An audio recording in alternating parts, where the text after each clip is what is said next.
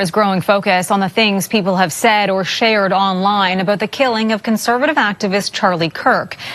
Have a look at CCTV security footage showing the shooter running along the roof of the building, climbing down the edge and dropping down. You've probably watched it before, but have you watched it? Have you looked at it with insight? I got nightmares in my head, I fear thoughts build up until I can't breathe.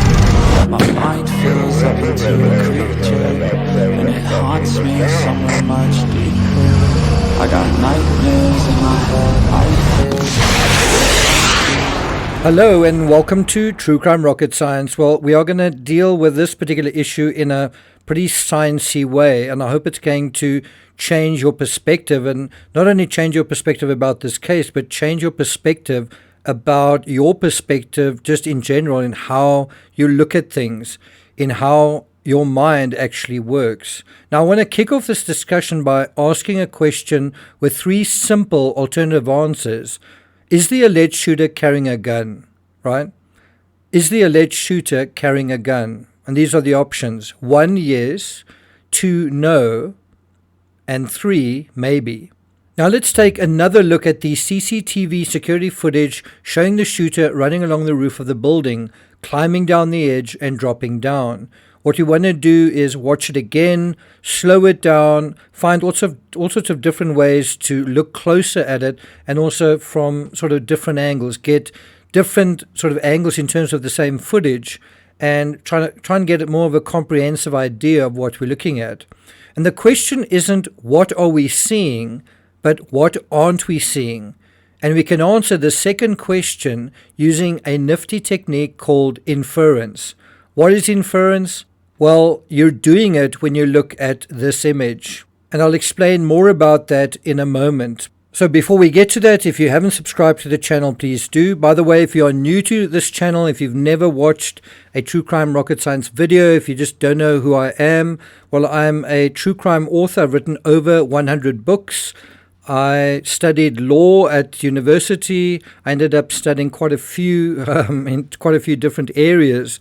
So my knowledge base in a lot of different fields is quite good. I've also traveled to America. I've attended trials, murder trials in Texas and also in Idaho.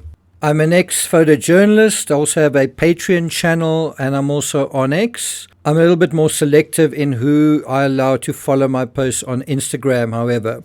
Anyway, if you're finding my analysis worthwhile, please do hit the thanks button and let's get started.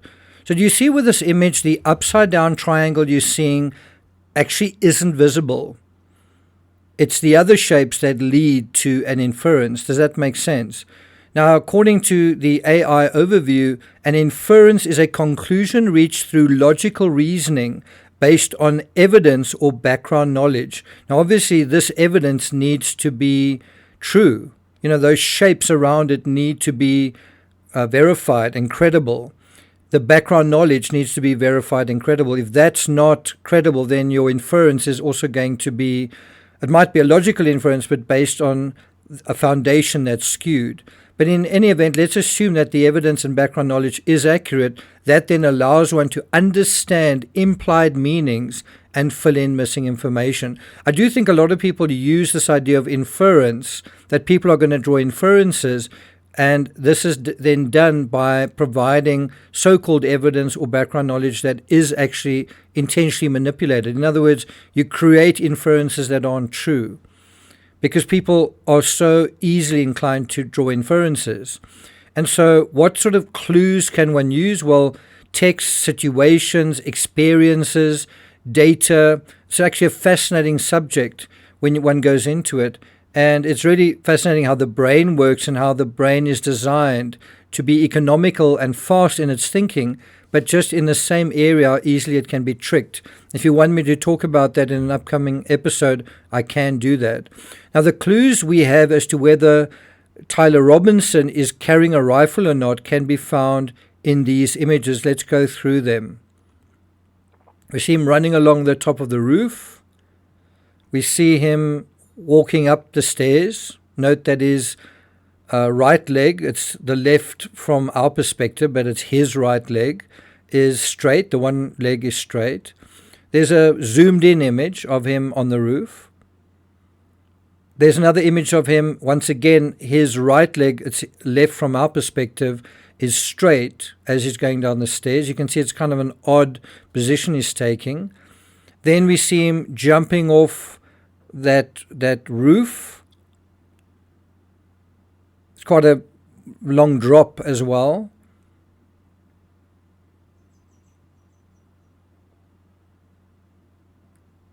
Now, let me ask you a few silly questions based on these images. Can you see the shooter's nose? Well, if not, does that mean he doesn't have a nose? So one of the inferences you draw here, without really even thinking about it is a human being with a mouth, eyes, nose, hair, or even that it's a male. Can you see his eye color? Why not? Well, does that mean he doesn't have eyes? So all of these are inferences we are drawing using just ordinary logic. Now, the nuances of CCTV, by the way, I've got my own security system. Sometimes, some of you will know this, sometimes a person can be there and then the next they're gone. Does that mean that they aren't there at all? Or is there sort of gray area when we're dealing with CCTV, especially CCTV at a distance? It's not always 100% accurate in terms of what we're seeing. It basically gives you a rough idea. Now, before we drill into those details, I want to deal with the relevant text from the affidavit. Let's read it. A camera later captures the suspect as he runs across the roof to the suspected shooting position. Immediately after the shot is fired, a camera captures the suspect running across the roof carrying an item whose shape is consistent with a rifle. Note, they don't say with a rifle. They talk about a shape and the shape being consistent. The suspect is then seen climbing down from the roof. He appears to drop the item he was carrying as he hits the ground in a controlled fall. And if you go and look at the video footage, this is where the inference comes in. He falls, or he drops down from the roof, right? Lands quite heavily, and then he moves slightly, bends down, seems to pick something up, right? The only reason that he's picking something up is because he's dropped something. And it's not clear what he's picking up. You can't seem to see it, but it is clear that the silhouette that is him is picking something up. The fact that you can't see him picking something up doesn't mean he's not picking anything up. There, once again, is an inference. Back to the text, he then picks up the item and runs toward the northeast end of the campus. Now, when they say picks up the item, they don't say rifle, and they don't say drops the item, but once again, that's inferred. Law enforcement officers followed the suspect's escape path to the northeast end of the campus, where they believe the suspect left the campus and entered a wooded area. In that wooded area, investigators found a bolt-action rifle wrapped in a towel. Now, there's also an inference there. How did this bolt-action rifle wrapped in a towel get to that wooded area? Now, the rifle contained 1 spent round and 3 unspent rounds. This is consistent with the facts officers observed at the time. That whole phraseology, consistent with the facts, once again, it's asking us to draw an inference. And immediately after the shooting, no shell casings were found on the roof, suggesting a bolt action rather than an auto-loading weapon, and only a single round was fired. Now, we obviously don't know what footage the authorities used, and I suspect what they have is a lot more than what they've released. It's also possible that what we are seeing is what they are using. Where they refer to a shape consistent with a rifle, as I say, that's an inference. At what particular moment a shape is visible is unclear, but it's very clear there is a moment when this shape appears. Now, the True Crime Channel Grey Use Investigates did some decent analysis on this question, and they speculated on the area where the figure runs over the lawn after dropping down, casting a jagged shadow on the grass. He does seem to be carrying something in his left hand. From the text of the affidavit and from Robinson's own admission, he wrapped the rifle in a towel. Very likely when he ran across the lawn in broad daylight, the weapon was loosely covered in a towel. By the way, if you are one of those people talking about, wow, this transcript doesn't sound like him, that's also all about drawing inferences. And how good are people at that? what are you basing that on? Are you basing it on other texts of his that you've read, or are you simply basing it on what other people have said? Again, you've got to look at the shapes around it, whether these are credible in terms of your inferences. Now, what's very important to check in terms of the video footage is the continuity. Look at how when he walks along the road, suddenly appears almost indistinguishable from a figure walking a few meters in front of him. Right. We also note how as the suspect shooter sees a white vehicle approaching, this is just after he's dropped down, as he approaches the road, his gait, his attitude, his speed, all of these change. Why is he doing this? Because he's trying to sort of appear normal. He doesn't want to draw attention to himself.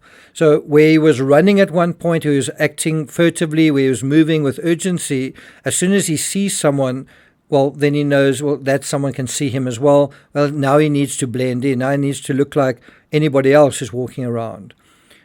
Now let me ask you a second time. Is the alleged shooter carrying a gun? Number 1, yes. Number 2, no. Number 3, maybe. Now I want you to write the answer down, because at the end of this analysis, we're going to ask the same question again and compare our answers. Worth playing for.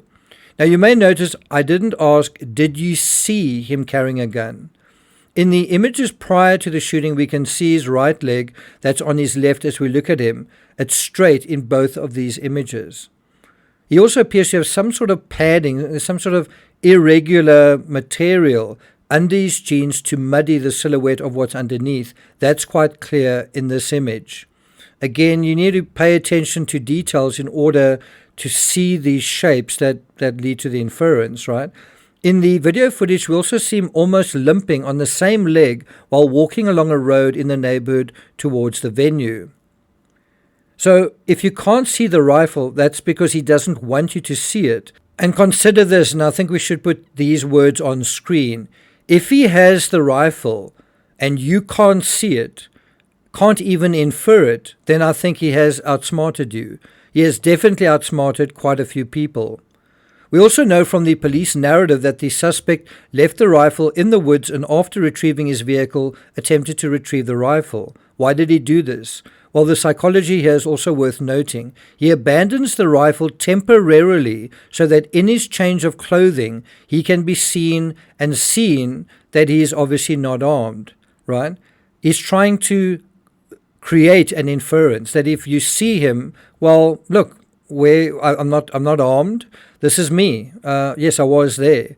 I'm not carrying anything.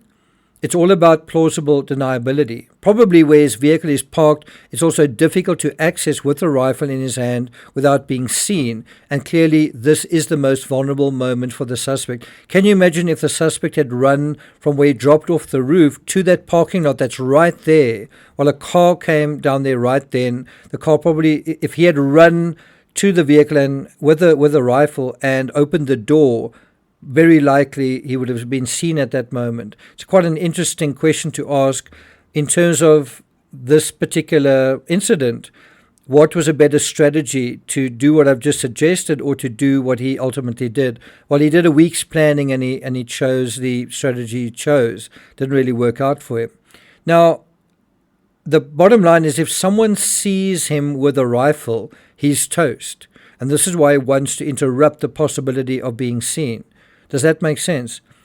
If it doesn't, are you sure it doesn't make sense? Sure, you sure? Well, then this next part is for you. The key to inference is intuition, but intuitions need to be anchored in reality, not beliefs, in order for the inferences to actually work. How good would you say your perceptions, intuitions, and inferences are? Well, have a look at this grid and ask yourself, be honest, whether at first glance the squares on various levels are of different sizes. Now look closer. And here's the bottom line. Actually, all of those lines are parallel. You're welcome to check. In other words, if your inference here was that they are not, or they're on different levels, that inference is incorrect. We don't like to admit it. We don't like to make mistakes. Well, I see we are almost at 15 minutes. There's quite a lot more to say about this, but I think we're going to call it a day. I'm not going to take it further than that. If you are finding this interesting and want me to continue on with the analysis that I've already scripted it, let me know in the comments. Based on how popular this video is, I'll go into that in further detail. Just looking at how the mind works really is fascinating. But let me ask you that question one more time. Is the alleged shooter carrying a gun? Yes, no, maybe. And let me also ask you the question, has your perspective on this changed over time, after me having shown you that one new perspective where you can see you've made an error, where those lines are actually parallel even though they don't look that way? Do you think you could have made an error in terms of this rifle? And we're going to examine the thought process around that in the next video. Thank you for listening, and I'll see you guys next time.